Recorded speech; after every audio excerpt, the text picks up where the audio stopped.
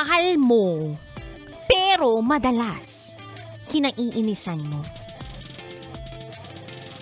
Meron bang tao sa buhay mo na madalas kinaiinisan mo pero mahal mo, pero kapag meron kang kailangan, bigla kang bumabait sa kanya?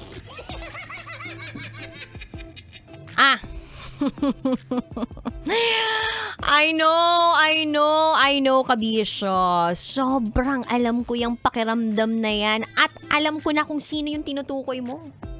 Siyempre, lalayo pa ba tayo? Kapatid natin.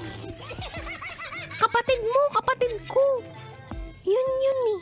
Yung mahal naman natin sila, pero madalas nakakairita sila. Okay, bakit nga ba sinasabi ko na ito yung kapatid mo na kinaiinisan mo, mahal mo?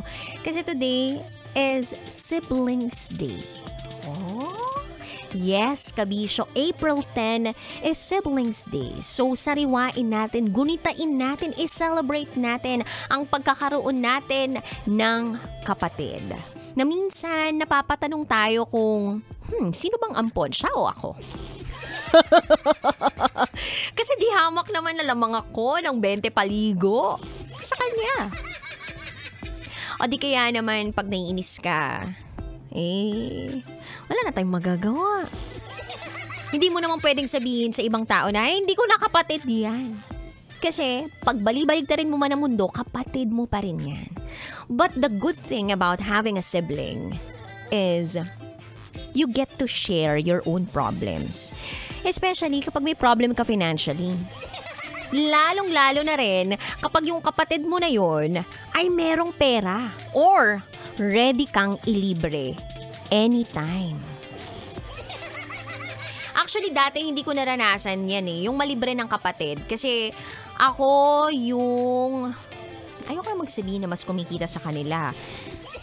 Nung time na yon, I mean 10 years ago, or ako yung nagkaroon ng job na kahit papano, sarili ko lang iniintindi ko kasi medyo maagang nagkaroon ng family yung kapatid ko So parang kapag yung bunso namin nagpapalibre, parang ako yung laging solusyon o ako yung dapat umattend. So yun, nanlilibre naman talaga ako lalong-lalo na kapag naka-LL, as in, nakaluwag-luwag. Pero kapag wala, di wala talaga nga. Pero may tinatawag tayong payback time. Kaya kapag meron akong nilalambing sa kapatid kong bunso, ay, nililibre niya talaga ako. Dati, ang nililibre ko sa kanya, mga damit-damit lang. Tapos ngayon, ang pinalilibre ko naman sa kanya, mga computer, laptop, gano'n. So, ikaw na ate o mas matanda sa iyong nakababatang kapatid, hindi mo pa man maintindihan ngayon yung dynamics ninyong dalawa. O kaya napapatanong ka na bakit laging ako? Bakit ako? Ganon. Tiis-tiis ka lang. Pasasaan ba't yang kapatid mo na yan na mukhang unggoy paminsan-minsan? Aanihin din niya yung mga tinatanim niya. Oo. At ikaw din nagtatanim sa kanya at aanihin nyo rin yan. Balang araw, dalawa kayong aani dyan. Kaya hut-hutan mo yan sa pagdating ng panahon. Charot o darot. Kumbaga, darating din yung time niya. Kanya-kanya po tayo ng timeline. So, pwedeng ikaw yung meron ngayon. Kinabukasan, pwedeng yung kapatid mo naman. So, it's more of sharing your blessings, especially to those people who love you kahit ano pang mangyari sa buhay mo. O kahit sino ka pa.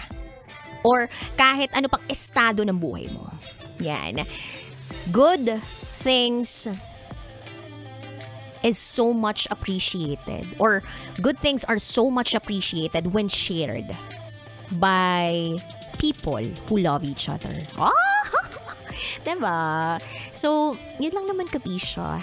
Happy Siblings Day. Sana mabati mo ang kapatid mong mukhang unggoy. Ayan. At sana kung sakaling meron kayong hidwaan ng kapatid mo, magtuloy-tuloy. Charot, darot.